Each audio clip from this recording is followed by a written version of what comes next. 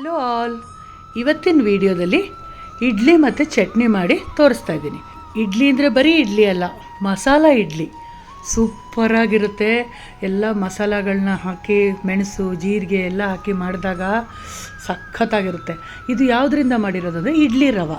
ನಾನಿಲ್ಲಿ ವಿಜಯ್ ಬ್ರ್ಯಾಂಡ್ದು ಇಡ್ಲಿ ರವೆ ತೊಗೊಂಡಿದ್ದೀನಿ. ನೀವು ಯಾವ ಬ್ರ್ಯಾಂಡ್ ಆದರೂ ಬಳಸ್ಕೋಬೋದು, ನಿಮ್ಮ ಇಷ್ಟ. ಅದು 3 ಕಪ್ಪು ಇಡ್ಲಿ ರವೆಗೆ 1 ಕಪ್ಪು ಉದ್ದಿನಬೇಳೆ, 1 ಟೀ ಸ್ಪೂನಷ್ಟು ಮೆಂತ್ಯ. ನೀವು ಯಾವ ಮೆಷರ್ಮೆಂಟ್ ಕಪ್ ಆದರೂ ತೊಗೊಳ್ಳಿ, ಒಟ್ಟಿನಲ್ಲಿ 3 ಕಪ್ ತೊಗೋಬೇಕು. ಇಡ್ಲಿ ರವೆನೂ ಮತ್ತು ಉದ್ದಿನಬೇಳೆನೂ ಬೇರೆ ಬೇರೆ ಪಾತ್ರೆಯಲ್ಲಿ ಹಾಕಿ ಚೆನ್ನಾಗಿ 2ರಿಂದ 3 ಬಾರಿ ತೊಳೆದು ಒಳ್ಳೆ ನೀರಲ್ಲಿ ನೆನೆಸಿಡಬೇಕು. ನಾನು ಇದನ್ನು ಬೆಳಗ್ಗೆ ಅರೌಂಡ್ 8 o'clockಗೆ ನೆನೆಸ್ತಾ ಇದ್ದೀನಿ. ಸಂಜೆ ರುಬ್ತೀನಿ. ಈ ಇಡ್ಲಿ ರವೆ ತೊಳೆದ್ಬಿಟ್ಟು ಒಂದು ಅರ್ಧ ಗಂಟೆ ಹಂಗೆ ಇಟ್ಬಿಡಿ. ಆಮೇಲೆ ಇಡ್ಲಿ ರವೆ ಎಲ್ಲ ಸೆಟ್ಲಾಗುತ್ತೆ. ನೀರನ್ನು ಬಗ್ಗಿಸ್ಬಿಟ್ಟು ಫ್ರೆಶ್ ನೀರು ಹಾಕಿ ನೆನೆಸಿಡಿ. ಆವಾಗ ಒಂಚೂರು ರವೆ ವೇಸ್ಟ್ ಆಗದೆ ಕ್ಲೀನಾಗಿ ತೊಳೆದು ನೆನೆಸ್ಬೋದು. ನೋಡಿ, ನಾನು ಸಾಯಂಕಾಲ ಅರೌಂಡ್ 6:30-7 ಗಂಟೆ ಸಮಯದಲ್ಲಿ ರುಬ್ತಾಯಿದ್ದೀನಿ. ಬೆಳಗ್ಗೆ ನೆನೆಸಿದ್ದು ರವೆ ಅಲ್ಲಿರೋ ನೀರೆಲ್ಲ ಮೇಲೆ ನಿಂತಿರುತ್ತಲ್ವ, ಅದನ್ನೆಲ್ಲ ಬಗ್ಗಿಸ್ಬಿಟ್ಟು ಉದ್ದಿನಬೇಳೆನ ಚೆನ್ನಾಗಿ ನೈಸಾಗಿ ರುಬ್ಬಿ ಒಂದು ಪಾತ್ರೆಗೆ ಹಾಕಿ ರವಾನ ಹಿಂಡಿ ಉದ್ದಿನಬೇಳೆ ರುಬ್ಬಿದಂಥ ಪಾತ್ರೆಗೆ ಹಾಕಿ ಚೆನ್ನಾಗಿ ಮಿಕ್ಸ್ ಮಾಡಿ ಉಪ್ಪು ಸೇರಿಸಿ ಇಟ್ಬಿಡಿ ಫರ್ಮೆಂಟೇಷನ್ಗೆ ಹೋಲ್ ನೈಟ್. ರಾತ್ರಿಯೇ 1 ಟೀ ಸ್ಪೂನಷ್ಟು ಕಡಲೆಬೇಳೆನ ನೆನೆಸಿ ಇಟ್ಬಿಡಿ. ಬೆಳಗ್ಗೆ ಮಸಾಲೆ ಇಡ್ಲಿ ಮಾಡೋಕ್ಕೆ ಸುಲಭ ಆಗುತ್ತೆ. ಇವಾಗ ನೋಡಿ, ಬೆಳಗ್ಗೆ ತೆಗೆದು ನೋಡಿದ್ರೆ ಎಷ್ಟು ಚೆನ್ನಾಗಿ ಫರ್ಮೆಂಟ್ ಆಗಿದೆ ನೋಡಿ. ಗೂಡಾಗಿ ಗೊತ್ತಾಗ್ತಾ ಇದೆಯಲ್ಲ, ಸೂಪರಾಗಿ ಫರ್ಮೆಂಟ್ ಆಗಿದೆ. ಅದಕ್ಕೆ ಬೆಳಗ್ಗೆನೇ ನೆನೆಸ್ಕೋಬೇಕು, ಸಂಜೆ ರುಬ್ಬಬೇಕು. ಈ ಚಳಿ ಸ್ವಲ್ಪ ವೆದರು ಅಷ್ಟು ಬೇಗ ಫರ್ಮೆಂಟ್ ಆಗೋಲ್ಲ, ಅದಕ್ಕೋಸ್ಕರ ಹೇಳಿದ್ದು. ಈಗ ಇದಕ್ಕೆ ಮಸಾಲಾನ ರೆಡಿ ಮಾಡ್ಕೊಳ್ಳೋಣ.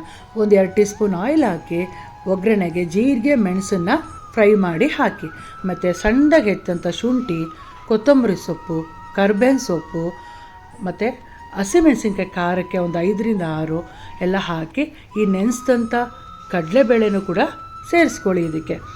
ಆಮೇಲೆ ಸ್ವಲ್ಪ ತೆಂಗಿನಕಾಯಿ ತುರಿ ಫ್ರೆಶ್ ಆಗಿ ತುರಿದಂಥದ್ದನ್ನು ಸೇರಿಸಿ.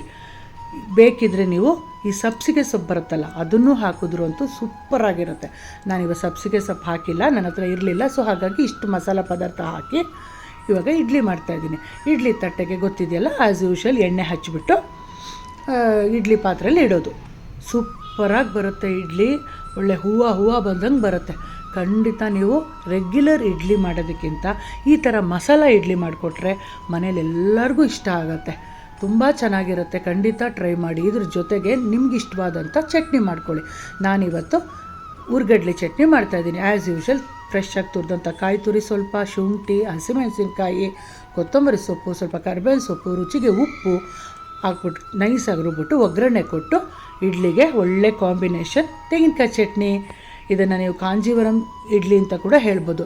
ಆದರೆ ಕಾಂಜೀವರಂ ಇಡ್ಲಿಲಿ ದೊಡ್ಡ ಕೊಳವೆ ಥರ ಇದರಲ್ಲಿ ತುಂಬ ದೊಡ್ಡದಾಗಿರುತ್ತೆ, ಆ ಥರ ಮಾಡ್ತಾರೆ. ಬಟ್ ನಾವು ಮನೆಗಳಲ್ಲಿ ಅದು ಇಟ್ಕೊಂಡಿರೋದಿಲ್ಲ. ಈ ಥರ ಮಾಮೂಲಿ ಇಡ್ಲಿ ಪ್ಲೇಟಲ್ಲಿ ಇದೇ ಥರ ಬ್ಯಾಟರ್ನ ಹಾಕಿ ಮಾಡೋದು. ನಿಮಗೆಲ್ಲ ಇಷ್ಟ ಆಗಿದೆ ಅಂದ್ಕೊಂಡಿದ್ದೀನಿ. ಖಂಡಿತ ಟ್ರೈ ಮಾಡಿ ಫ್ರೆಂಡ್ಸ್.